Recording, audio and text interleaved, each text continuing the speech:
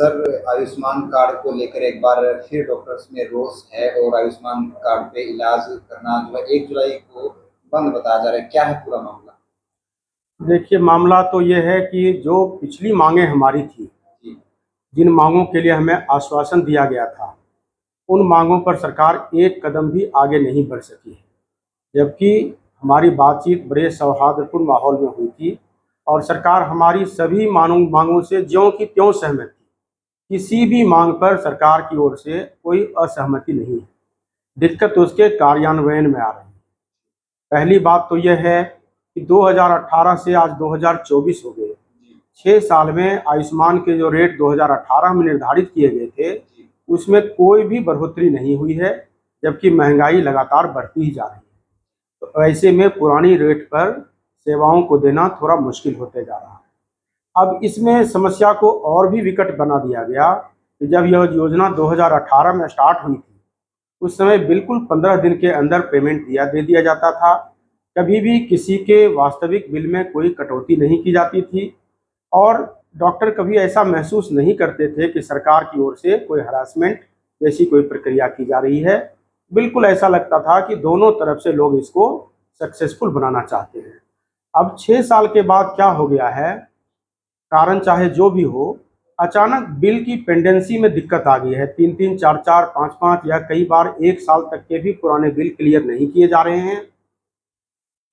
उस पर से कई बिल में बिल्कुल उसमें कटौती कर दी जाती है, जिस कटौती का कारण डॉक्टरों को समझ में नहीं आ रहा है और ना ही उसके बारे में कोई जस्टिफिकेशन दिया जाता है। सर, जींद की बात करें तो जींद में लगभग कितना जो है अमाउंट पेंडिंग है?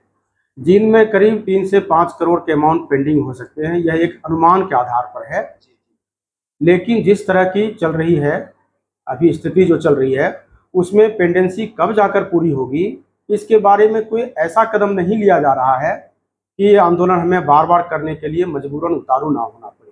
क्या आपने अब फिर प्रशासन को इस बात के लिए अवगत कराया है? प्रशासन को हम सैकड़ों बार, हमारे हर एक डॉक्टर उनको मेल डाल रहे हैं, उनको फ़ोन करके बात करने की कोशिश कर रहे हैं, उनसे मिलने की कोशिश कर रहे हैं, लेकिन हर बार मजबूरन, मैं कहना नहीं चाहता हूँ, लेकिन ऐसी परिस्थिति आती है जैसे बोलते हैं कि apply apply and no reply.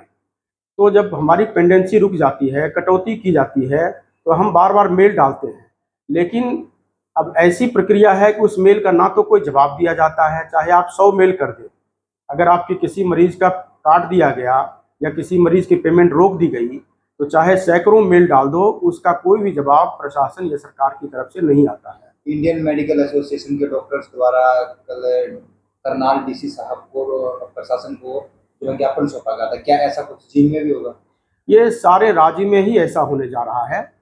Jind भी हम सेम वही समस्याएं हमारी भी हैं, जो समस्याएं करनाल की हैं, और पूरे हरियाणा राज्य की समस्याएं सेम हैं। इस बारे में पूरी तरह से सरकार जो है बिल्कुल दो दृष्टि नहीं रख रही है। पूरे हरियाणा में ही पेमेंट रोका जा रहा है। अगर सरकार आपकी मांगों को नहीं मानती तो आपका अगला कदम क्या रहेगा?